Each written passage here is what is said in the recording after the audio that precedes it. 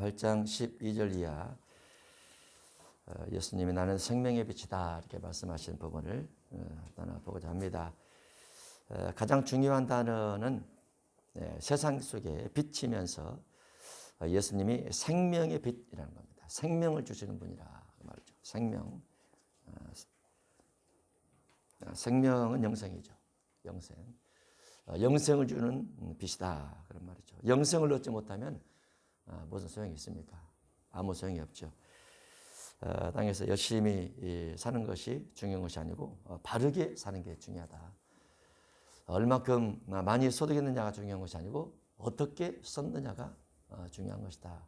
그 속에 생명이 있습니다. 세월이 흐르면 세월 흐름의 흔적들이 있죠. 그 흔적들이 우리 마음의 기억 속에 내가 이런 일들을 해서 이렇게 열심히 살았어. 근데 우리보다 더 열심히 사는 사람 많죠. 우리나라 안에서 열심히 살 뿐입니다. 아프리카, 중동 지역, 북한, 중공, 필리핀, 가난한 국가는 우리보다 육체노동을 훨씬 더 많이 합니다.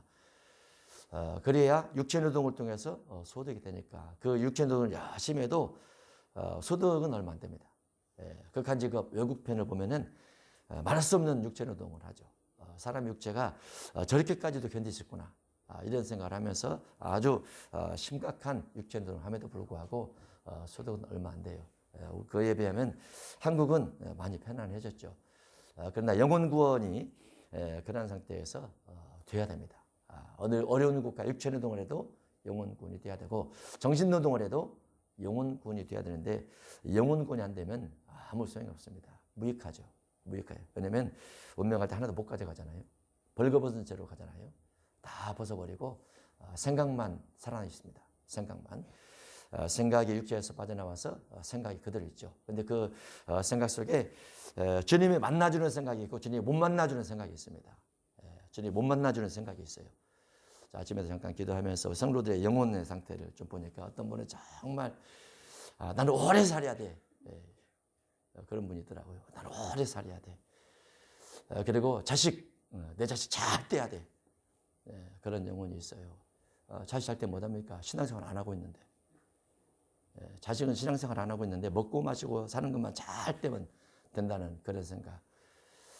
신앙이 아직도 멀었다. 아직도 멀었다. 이런 생각을 하면서 우리의 신앙의 관리, 영혼의 관리가 굉장히 중요합니다. 여러분도 신앙이 무엇인가에 대해서 많이 연구를 하세요. 연구를 하시고 성경을 많이 보시고 성경 많이 보셔야 됩니다. 성경을 많이 봐야 돼요. 성경. 유튜브 많이 듣지 마시고 성경을 많이 보시기 바랍니다. 이미 우리 속에 있는 성령이 여러분 안에 성령이 있잖아요. 성령이 우리를 진리의 길로 인도해 가려고 그래요. 그런데 성령은 진리의 길로 인도하기 위해서 성경과 내가 하나가 되어서 나를 그리로 끌어가려고 하는데 진리가 아닌 것을 여러분이 눈으로 보고 귀로 들으면서 자꾸 채우면은 성령이 여러분을 못 끌어가요. 그러면 여러분의 신앙이 진리인지 비진리인지 모릅니다. 우리가 알고 있는 지식이 진리인지 비진리인지 어떻게 알아요? 진화론 진리입니까? 비진리죠. 학교에서는 진리예요. 학교에서는. 과거에는 저축하는 것이 진리였어요. 과거에는. 그래서 어렸을 때부터 돼지 통장에 계속 돈을 넣습니다. 근데 지금은 소비가 진리입니다. 소비가. 물질을 써야 국가가 잘 돌아간다 그 말이죠. 소비가. 근데 여전히 진리는 저축이 진리입니다. 여전히 저축이 진리예요. 진리와 비진리를 분별해 가렵죠. 설교도 마찬가지죠. 어떤 설교가 맞느냐 안 맞느냐 어려워요. 여러분은 여러분의 성경을 통째로 머릿속에 다 넣은 상태에서 누구 설교 들으면 저분의 설교는 계시록 6장이 안 맞아. 계시록 14장이 안 맞네. 이렇게 분별할 수 있습니까? 못하죠. 그저 여러분이 과거에서 지금까지 해왔던 신앙의 기초에서 그 설교를 듣는 거예요. 그런데 과거에서 지금까지 해왔던 설교가 머릿속에 들었던 신앙교 지식이 비진리였어요. 그러면 비진리만 열심히 찾아다닙니다. 신기할 정도로 자석처럼 이단성이 있다. 그러면 이단성에 관련된 것만 열심히 찾아다녀요. 그렇게 열심히. 신기하죠? 왜 그러죠? 자석처럼. 내 영혼 내 상태에 따라서 그렇게 가는 거예요. 영혼의 상태에 따라서. 그 과거의 영혼의 상태가 진리 중심에서 산상수훈, 마태복음, 그리고 누가복음, 그리고 계시록. 여기에 근거를 다 틀이 잡힌 다음에 이렇게 딱 가면 좋은데 그렇게 안 가잖아요. 그렇게 안 가잖아요. 그러다 보니까 비진리를 진리처럼 알고 야심을 내는 사람이 있어요. 그러면 안 됩니다. 또 그냥 교회 다니는 사람이 있어요. 그냥 교회 다니는 사람. 그냥 교회 다니면 되지 뭐. 그냥 교회 다니면. 근데 그러면 그냥 교회 다니면 생명하고 상관없습니다. 생명하고 상관이 없어요. 영혼군이 안 될 수 있다고 말이죠. 뭐 죽어봐야 영혼. 죽어봐야 영혼이 알지. 그렇죠. 죽어봐야 알죠. 죽어봐야.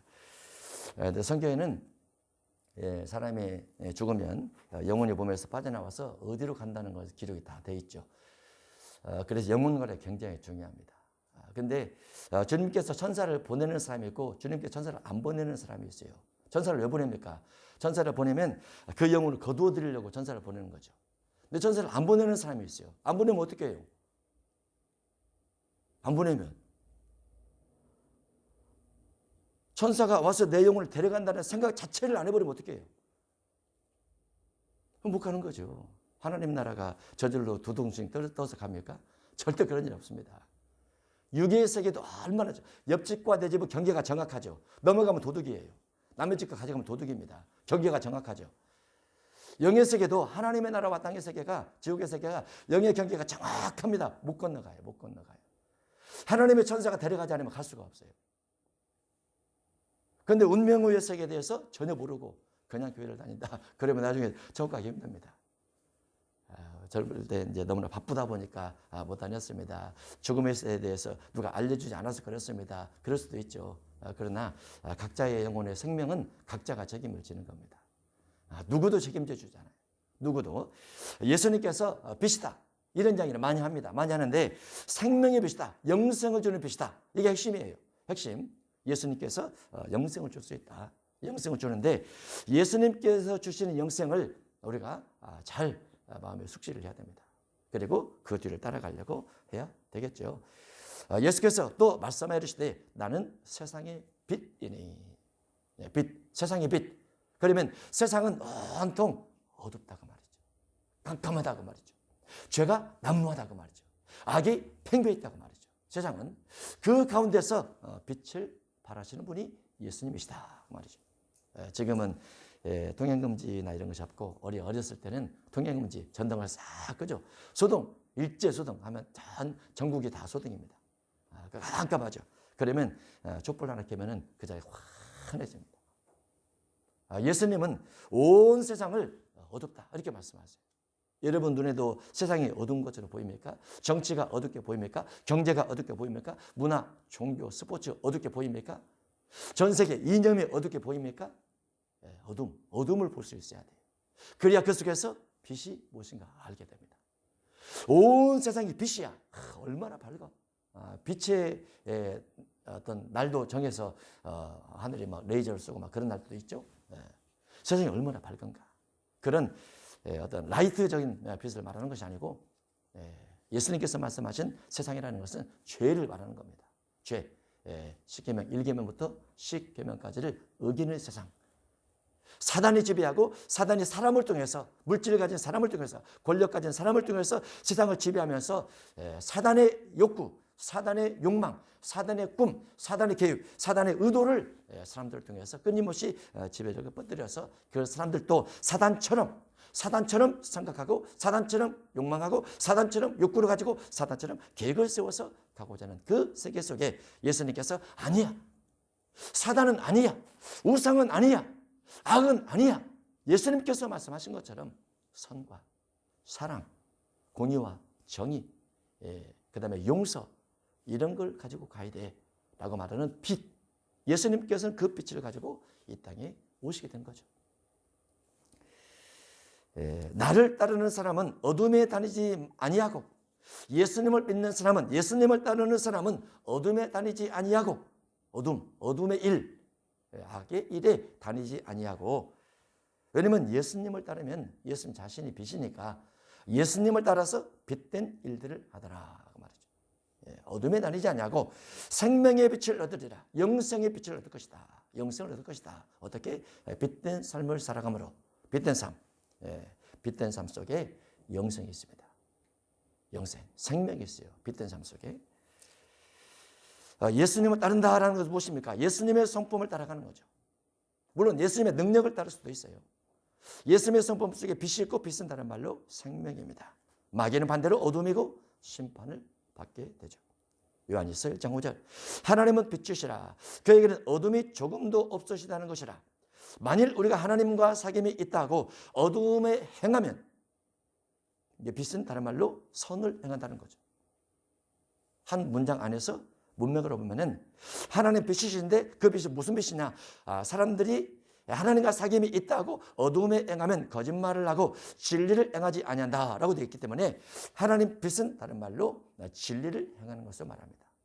그리고 마귀는 반대로 어둠에 행하게 되는 거고, 악한 일, 어둠의 일, 예수님은 진리의 일을 행하는 것이고, 이게 예수님의 빛이다라고 말했을 때 예수님의 빛, 우리도 빛, 예수님의 선한 일, 우리도 선한 일, 예수님의 옳은 행실, 우리도 옳은 행실을 따라가자 그 말이죠. 그러면 우리 예수님 안에 있습니다. 그렇게 되면 예수님의 성품 속에 사랑이 있습니다. 사랑. 예수님을 따라가는 거예요. 사랑. 요한일서 2장 10절입니다. 그 형제를 사랑하는 자는 빛 가운데 가요. 자기 속에 거리낌이 없으나 그 형제를 미워하는 사람은 어둠에 있고. 형제를 사랑하느냐? 형제를 미워하느냐? 끊임없이 이것도 우리 삶 속에 반복됩니다. 어떤 때는 미워요. 어떤 때는 안 밉습니다. 어떤 때는 사랑스러워요. 어떤 때는 미워요. 반복되죠. 가족도 그래요. 가족도. 그래도 시간이 지나면 풀어집니다. 시간이 지나면 풀어져요. 어떤 때는 밉고 어떤 때는 사랑스러워요. 좋을 때는 하하호 하지만 미울 때는 막 화가 나고 분노가 일어납니다. 또 시간이 지나다 보면 이해하고 용서가 돼서 하하호 또 합니다. 이것이 계속 반복돼요. 반복되면서 예수님의 성품 속에 그래도 이제는 하하호가 많더라. 돼야 되겠죠. 모두 다 사랑하니까. 사랑하면 상대방의 미움들이 잘 안 보입니다. 사랑하면 단점들이 잘 안 보여요. 사랑하면 다 용서가 됩니다. 그 예수님을 따라간다라는 것은 예수님처럼 사랑하며 살아갑니다. 하나님의 성품 속에 용서가 있습니다. 마귀는 원한을 갖게 하죠. 용서하지 못하게 하고. 마가복음 11장 25절. 서서 기도할 때 아무에게나 혐의가 있거든 용서하라. 기도할 때 용서부터 하라. 기도할 때 용서부터 하라. 용서해야 하늘에 계신 너희 아버지께서도 너희 허물을 용서하여 주신다. 내가 용서해야 하나님도 나를 용서하고 용서받아야 내가 하나님 앞에 기도를 할 수 있다고 말이죠. 예, 용서받은 자가 기도하는 거죠. 하나님은 용서하십니다. 이게 어려워요. 왜 어렵습니까? 우리는 누가 나에게 해를 가하면 재판을 청구합니다. 그렇죠? 변호사 사서 재판을 청구하죠. 변호사 비용이 들어가죠. 재판을 오랜 시간 끌어서 1차, 2차, 3차 재판을 합니다. 그리고 나중에 이기죠. 그러면 이긴 것이 대가로 옵니다. 물질적 대가로 오거나 뭔가 대가로 와요. 대가를 안 오면 다시 청구를 하죠. 물질 대가를 다시 청구를. 그리고 만족을 느낍니다. 그런데 마음속에서 용서가 안 돼요. 마음속에서. 과거에 대한 기억 때문에. 예수님은 재판하지 않고 우리 죄를 용서해버렸어요. 예수님 스스로 죄를 짊어지시고 죽어버리셨어요. 그 은혜를 생각하면은 예수님께서 스스로 거룩하시고 깨끗하시고 진실하신 하나님이신데 그 예수님께서 누군가의 죄를 짊어지시고 스스로 죽으셨다. 이게 가당치도 않는 말이다. 세상 모든 사람 가운데서 그런 사람이 어디 있는가? 그런 왕이 어디 있는가? 그런 물질 권력자가 어디 있는가? 그런 재능 스포츠 뛰어난 사람이 어디 있는가? 누군가의 죄를 짊어지고 스스로 죽으시다니. 어리석음 중에 최고의 어리석음이다. 세상에 성공을 해야지. 누가 타인의 죄를 위해서 대신 죽어주나. 근데 예수님은 그렇게 했단 말이죠. 그래서 우리가 우리 자신의 마음을 되돌아보면서 끊임없이 예수님의 십자가 비교를 보면 내가 용서하지 못할 사람이 누가 있지? 난 다 용서해야지. 아직은 안 돼도 결국은 다 용서해야지. 그럴 수밖에 없죠. 주님이 나를 위해서 죽어주셨는데, 주님이 나의 죄를 씻어주셨는데, 주님이 나의 죄를 없다라고 해줘버렸는데 이 은혜가 얼마나 큽니까? 너무 크죠. 그래서 우리는 마음속에 중심이 무엇입니까? 가운데쯤 마음 심자입니다. 심장이죠. 이 마음의 생각의 저변 속에 어느 때 어떤 때 내가 그 사람을 용서할 수 없어. 나는 이 부분이 덜큼만큼이라도 있으면 주님은 여러분의 기도를 안 받아주십니다. 서서 기도할 때 용서치 않으면 아버지께서 용서해 주지 않기 때문에 응답이 안 되는 거예요. 그래서 중심 속의 용서, 중심 속의 화해, 중심 속의 그 사람에 대한 은혜. 왜냐하면 예수님의 십자가를 바라보면 용서하지 못한 사람 없는 거죠. 다 용서해야 되죠. 그게 예수님의 뒤를 따라가는 성도의 자세죠. 하나님의 성품 속에 화목이 있습니다. 화목. 화목. 너무 좋은 단어입니다. 화목. 예수님은 두 팔 벌려서 좌우 강도에게 팔을 내밀고 있죠. 야, 나와 화목하자. 당신도 죄인이면서 어떻게 나와 화목하자고 합니까? 한편 강도가 맞습니다. 예수님처럼 저도 화목하고 싶습니다. 예수님의 나라 임하실 때 나를 기억하옵소서. 이렇게 말하죠. 그래? 너는 강도였지만 나와 화목하자. 예, 맞습니다. 화목하겠습니다. 화목하죠. 그리고 하나님의 나라를 얻습니다. 고린도서 5장 19절에는 하나님께서 그리스도 안에 계시사 세상을 자기와 화목하게 하시며 세상을 예수님과 화목하게 하셨다. 세상은 어둠에 가득한데 어둠에 가득한 세상 속에서 예수님께서 오셔서 야, 세상 더럽고 세상 악하고 세상 난무한 그와 같은 세상에서 내가 너희를 다 화목하게 지내기 위해서 왔어. 이렇게 말하죠. 그런데 아무도 예수님의 화목에 손을 맞잡아 내지 않습니다. 예수님만 혼자 손을 내밀고 있어요. 왜 그들은 손을 내지 않을까요? 예수님은 사랑하라 라고 말하고 그들은 아니야 우리는 욕심내며 살 거야 라고 하니까 손을 안 내밉니다. 예수님은 용서하라 하면서 손을 내미는데 그들은 아니야 우리는 원한을 가지며 살 거야 얼마나 나쁜 놈인데 얼마나 죽일 만한 놈인데 하면서 손을 안 내밉니다. 예수님 항상 펴져 있어요. 예수님은 항상 손이 펴져 있어요. 화목하자 하고 세상에 대해서 끊임없이 팔을 내밀고 용서, 화목, 사랑을 내미는에도 불구하고 아무도 예수님 손을 잡아주지 않더라고 말이죠. 그렇지만 여전히 그럼에도 불구하고 예수님은 여전히 생명의 빛을 띠고 세상을 향해서 두 팔 벌려 손을 내밀고 있습니다. 우리 그 주님을 따라가고 있는 그 주님을 믿고 있고 그 주님을 마음속에 담아두고 그분을 향해서 신앙생활을 하고 있는 거죠. 바리새인들이 이르되 네가 너를 위해서 증언하니 네 증언은 참되지 않도다. 자기가 자기를 칭찬하다니 자기가 자기를 자랑하다니 옳지 않다 그 말이죠. 고린도서 10장 12절도 자기로서 자기를 비교하는 사람은 지혜가 없는 사람이다 이렇게 되어 있어요. 타인이 너를 칭찬하게 하고 내 입으로 스스로는 자랑하지 말라 이렇게 되어 있습니다. 그러나 예수님은 뭐라고 대답하십니까? 예수께서 대답하시되 내가 나를 위해서 증언해도 내 증언이 참되다. 왜? 나는 스스로 있는 자이니까. 또한 나는 내가 어디서 오며 어디로 가는 것을 알고 너희는 내가 어디서 오며 어디로 가는 걸 알지 못하기 때문에 나는 오고 가는 걸 다 알기 때문에 내가 나를 위해서 스스로 말할지라도 옳다 인정할 수 있는데 너희는 내가 어디서 와서 어디로 가는지 모르지 않느냐. 너희도 어디서 와서 어디로 가는지 모르지 않느냐. 그래서 내가 나를 위해서 말할지라도 나는 완벽하다 말이죠. 예수님만이 할 수 있는 말입니다. 예수님만이. 우리는 어디서 왔습니까? 수없이 많은 종교들이 우리가 태어나기 전에 어디서 왔나? TV에서 인터넷에서 핸드폰에서 끊임없이 전생에서 나오죠. 그리고 유명한 고성들도 전생을 이야기합니다. 그러면서 과거 이렇게 이야기를 하죠. 예수님은 본인이 어디서 온지 정확히 합니다. 그리고 어디로 갈지 정확히 증명해 보입니다. 그런데 아무도 증명은 못합니다. 왜냐하면 당연히 못하죠. 증명을. 어디서 온지 어떻게 증명을 합니까? 어디로 가는지 어떻게 증명을 합니까? 무덤 속에서 난 것도 아니고 무덤 속으로 가는 건 확실하죠. 가는 건 확실합니다. 무덤 속으로 갔다 확실하죠. 예수님처럼 내가 하늘에서 왔으며 하늘로 돌아간다 라는 것을 명확하게 증명해 볼 분은 지구 역사, 지구 모든 역사 전체 인구 가운데서 딱 한 명 부활하신 예수 그리스도 외에는 없어요. 부활 때문에 증명이 가능하죠. 부활 때문에. 그래서 예수님은 본인이 어디서 오며 어디로 가는 것을 알아요. 사람들은 모르지만 요한복음 3장 12절 예수님께서 하늘 일을 말하면 어떻게 뵙겠느냐. 예수님은 하늘 일을 말하죠. 거의 그 당시에 바리새인 사두개인들 유대인들은 예수님께서 하늘 일을 말했을 때 사람이 운명하면 하늘에 간다라는 개념 자체가 없었어요. 신앙이 뭐 그렇습니까?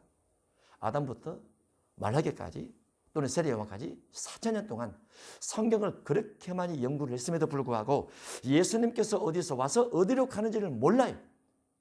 심지어는 사두개인들은 죽음이 없다, 부활이 없다, 부활이 없다, 영도 없다, 이런 신학 가지고 그 당시에 신학의 주류를 이루었어요. 신학의 주류를. 지금도 신학의 주류는 무엇입니까? 우리나라 신학의 주류는 뭐예요? 모든 종교의 구원이 있다. 그게 신학의 주류예요. 우리나라 60%, 80% 가까이 됩니다. 거기 따라가면 안 돼요. 거기 따라가면 안 됩니다. 모든 종교의 구원이 있는 게 아니고 구원은 부활 종교만 있어요. 부활하신 예수 그리스도 안에만 있어요. 모든 종교에 있는 게 아니고. 근데 갈수록 시대 속에서 종교의 통합이 주어지면서 모든 종교의 구원, 이거를 정치 권력과 종교 권력, 그 다음에 경제 권력 가지고 기독교를 지배를 하면서 요청을 할 겁니다. 그렇게 믿으라고. 그러면 많은 사람이 따라가게 되죠. 우리는 노예예요. 노예예요. 왜냐하면 그러면 부활을 보이시오. 부활. 부활을 보이시오. 예수 그리스도처럼 부활을 보이시오. 그럼 믿겠어? 부활이 없죠. 누가 부활이 있습니까? 그거는 과거로도 안 되고 흉내로도 안 됩니다. 부활은. 예수님처럼 완벽하게 물과 피가 다 쏟아져서 확실하게 죽은 것을 확인하고 무덤에 넣어놓고 임봉하여 돌을 굴리지 못하게 했는데 예수님께서 삶 안에 부활해버리죠. 돌을 굴리려고 걸어 나와버리죠. 그리고 사람들에게 보이죠. 이걸 누가 할 수 있냐 말이죠. 누가. 그래서 예수님 당시의 신학이 예수님과 대화를 하면서 너희는 내가 어디에서 오며 어디로 가는 것을 알지 못한다라는 부분은 정말 충격입니다. 뭐 신학이 뭐 그러나? 신학이 뭐 그러나? 하면서 요한복음 14장 2절 내 아버지 집에 갈 것이 많도다. 내가 너희를 위하여 거처를 예배하러 가노니 가서 너희를 위해서 거처를 예배하면 내가 다시 와서 너희를 내게로 영접하여 나 있는 곳에 너희도 있게 하리라. 예수님께서 오셨던 곳이 아버지 집입니다. 예수님께서 가시는 곳이 아버지 집입니다. 예수님께서 다시 오시기 위해서 출발하는 것도 아버지 집입니다. 그러면 그 당시의 사람들이 아버지 집이 도대체 어디냐? 너 목수? 너희 아버지 요셉이었지. 그러면 요셉이 살던 그곳이 너희 아버지 집이야? 그렇게 반문을 했을 겁니다. 그러나 예수님은 그들에게 내 아버지 집은 셋째 아들이 있고 첫째 아들을 지나서 둘째 아들 해와 달과 별들이 있는 곳을 지나서 셋째 아들 그곳에 있는 이렇게 설명하진 않아요. 예수님은 그저 알아주든 못 알아주든 예수님이 하실 말을 다 합니다. 나는 아버지 집에서 왔고 다시 아버지 집으로 갈 것이고 아버지 집에서 출발해서 다시 이곳에 올 것이다. 이해를 못하죠. 우리는 알죠. 왜냐하면 그것이 나구원이라고 우리는 알고 있기 때문에. 그래서 예수님께서 거처를 말씀하고 있는 겁니다. 5절 도마가 이르되 주여 주께서 어디로 가시는지 우리가 알지 못하거늘 그 길을 어찌 알겠사옵나이까? 예수님께서 가신다고 말씀을 하시는데 우리가 도무지 알 수가 없습니다. 알 수가 없습니다. 모르는데 어떻게 따라가겠습니까? 예수님께서 또 다른 말 하죠. 내가 곧 길이다. 내가 곧 길이다. 그 예수님께서 아버지 나라로 가시는 길이 예수님의 길이다. 그럼 예수님께서 동서남북 오솔길 넓은 길 큰 도로 이렇게 가시나? 제자들 그렇게 생각했을 거예요. 그러나 예수님의 관점에서는 셋째 하늘에 가는 과정과 셋째 하늘에 가는 방법은 나밖에 없어. 예수님밖에 없어. 진리밖에 없어. 진리를 중심한 것이 생명길이야. 육은 죽을지라도 영이 진리 중심한 사람은 그 마음의 생각 속에서 진리 속에 있기 때문에 나를 믿고 죄가 용서된 사람은 그 길로 가는 거야. 이걸 말하고 있죠. 그래서 제자들도 이해를 못했어요. 근데 성경에 기록이 되어 있어요. 성경을 보는 모든 사람들이 예수님의 길을 따라 예수님의 길을 가야 되겠네. 예수님처럼 예수님이 가신 그 길을 가면 나도 예수님이 계신 그곳 낙원 도착하겠지. 이렇게 가는 겁니다. 그냥 교회를 다녀서 갈 수 있는 길은 아닙니다. 만약에 그랬다면 예수님께서 편안하게 죽으시고 피 한 방울 짜서 제자를 나눠주고 이렇게 가죠. 무엇 때문에 그 험악한 고난의 길을 가서 엄청난 피 흘림의 기도를 하시고 피를 다 쏟아내시고 고난을 받으시고 왜 그랬을까요? 그만큼 죄의 심판은 크고 무섭기 때문에 예수님께서 그 길을 가시면서 그렇게 하신 거예요. 그 모든 죄를 다 본인이 짊어지기 위해서. 사도행전 1장 9절에서 예수님이 성천하십니다. 이 말씀을 마치시고 그들이 보는데 올려져 가시니 구름이 그를 가리어 보이지 않게 하더라. 예수님께서 하늘로 점점 올라가시죠. 구름이 가려져 보이지 않게 하더라. 올라가실 때 제자들이 자세히 하늘을 쳐다보고 있는데 자세히 쳐다보는데 지금 하늘을 자세히 쳐다보지도 않죠. 미세먼지 때문에. 옛날에는 하늘이 밝았어요. 진짜 밝았습니다. 어렸을 때는. 하늘의 구름이 바로 이 앞에 있는 것처럼 가까웠어요. 비 온 뒤에 진짜 밝아가지고 그러면 하늘에 솔개 같답니다. 그러면 병아리가 어디 있나 얼른 숨겨놓고 닭이 어디 있나 얼른 숨겨놓습니다. 그러면 쏜사같이 날려와서 탁 쳐가기 때문에 그래서 가만히 쳐다보고 있어요. 그러면 솔개가 막 하늘 더 올라가죠. 그러면 천만 보입니다. 자세히 예수님께서 산들 사이에 계시다가 하늘로 올라가신 거예요. 자세히 쳐다보고 있는 거죠. 자세히. 그러자 곁에 섰는 사람들 뭐라고 합니까? 갈릴리 사람들아 어찌하여 합쳐서 하늘을 쳐다보느냐. 너희 가운데서 하늘로 올려지신 이 예수는 하늘로 가심을 본 그들의 오시리라. 가신 것처럼 오실 것이다. 가신 것처럼 오실 것이다. 가셔서 어디로 가셨나? 구름 위에서 흩어졌나? 구름 위에서 대기권 밖으로 나가셨나? 우주에서 산산조각 되셨나? 어느 한 곳에 별이 되셨나? 아니에요. 셋째 하늘 오셨던 곳으로 가는 거죠. 낙원에.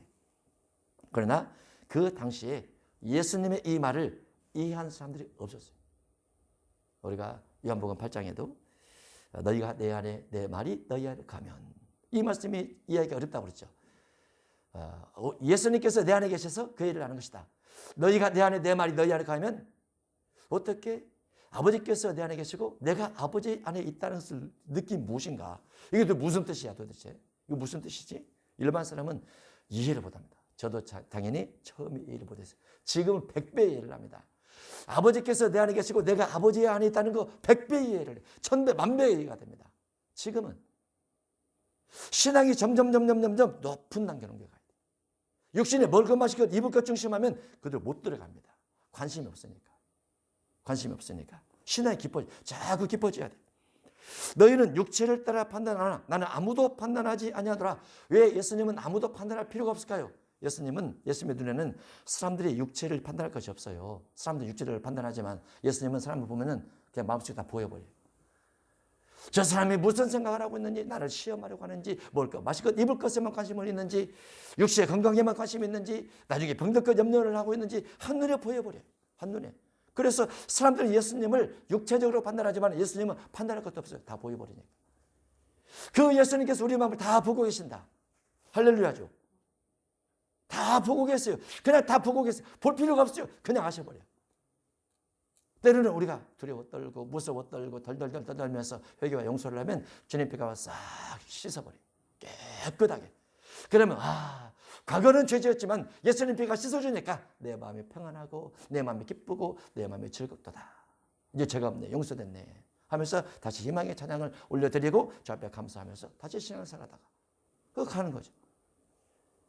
하나님께서 누군가를 통해서 나를 보고 있다. 아니 하나님이 등뒤에서 나의 모든 마음들을 보고 있다. 살피고 있다. 이렇게 생각해 보세요. 그러면 두 가지죠. 하나는 너무 기쁘다. 하나님이 내가 하는 모든 사람들을 다 보고 계시니 얼마나 기쁜가. 이거 한 가지. 또 한 가지는 무섭네. 두렵네. 덜덜덜 떨리네. 가만히 있어도 다리가 후들거리네. 둘 중에 하나죠. 그러죠? 여러분 어떤 마음을 가지고 계세요? 주님이 여러분 등 뒤에서 늘 보고 계신다. 너무나 행복하지 않습니까? 너무나 행복하잖아요. 예수님은 모든 사람을 그냥 마음을 다 보시는 거죠. 그러면 그 속에서 우리가 위로가 되고 힘이 되고 용기가 돼서 내가 다시 용기 백배해서 기도해서 힘을 얻어서 앞을 향해서 가야지. 꿈을 꾸고 다시 가야지. 계획해서 다시 가야지 하면 주님께서 막 도와주십니다. 그래서 여러분은 두려울 것이 없어요. 주님 피가 있지. 성령이 있지. 뭐가 두렵습니까? 믿음으로 가는 거죠. 가다 보면 주님이 다 알아서 하시겠죠. 16절 만일 내가 판단하여도 내 판단이 참되니 내가 혼자 있는 것이 아니요 나를 보내시니가 나와 함께 계심이라. 내가 혼자 있는 것이 아니요 나를 보내시니가 나와 함께 있다. 예수님은 늘 아버지와 동행을 하시죠.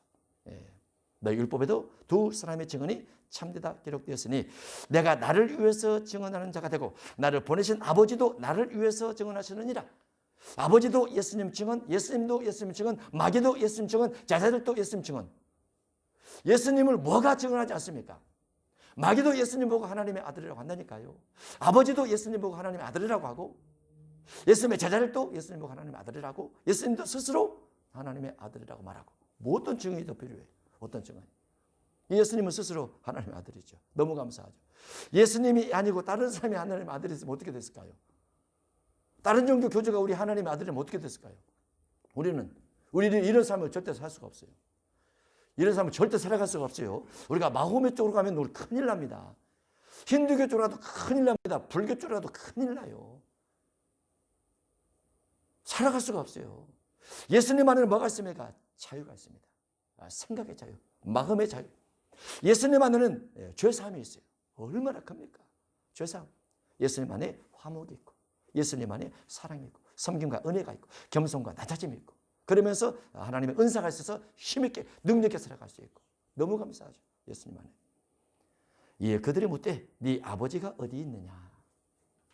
예수님이 열심히 설명했어요. 열심히 설명했는데 또 묻습니다. 아버지 어디 있느냐고. 어떤 아버지를 찾고 있는 거죠? 그들은 예수님의 아버지를 찾고 있지만 실제로는 그들은 육신의 아버지를 생각을 하고 있는 거예요. 예수님은 영의 하나님을 생각하고 있는데 동문서답이죠. 동문서답. 영의 세계와 육의 세계가 동문서답일 수 있어요. 그러나 신앙이 깊어질수록 영의 세계와 육의 세계를 명확하게 구분할 수 있어야 됩니다. 그래서 영의 세계가 있다는 것을 여러분이 반드시 인정을 해야 돼요.